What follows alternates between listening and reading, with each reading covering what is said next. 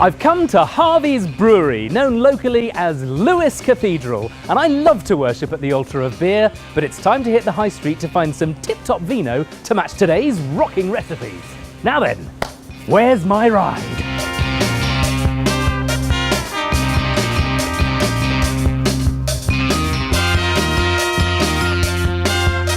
With Henry's cracking couscous and splendid spicy fritters, the key to picking a vino to match the dish is to think about the fruity element coming from the admirable apples in the couscous. Now you might be thinking, aha, I'm going to pick a Chenin Blanc from South Africa, which has a similar flavour like this splendid Zalsa, top value for money. But when I paired it with the dish at home, it wasn't quite fruity enough. So for that extra dimension of fruit and zing, I'm reaching for the Riesling, and I'm selecting Dr. L's Grey Slate. It's the perfect prescription.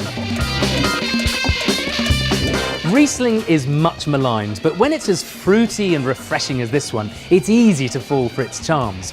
This particular bottle comes from the Mosel Valley, and it's famous for being tantalisingly fruity and also quite delicate.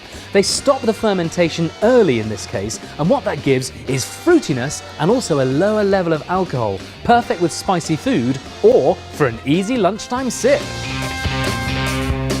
Oh, tickety-boo. The exotic, exuberant fanfare of fruit in this Riesling is spot on for pairing with spicy and aromatic flavours. Think about the curry powder, the cumin, the coriander and mint, and of course those spicy fritters in the dish.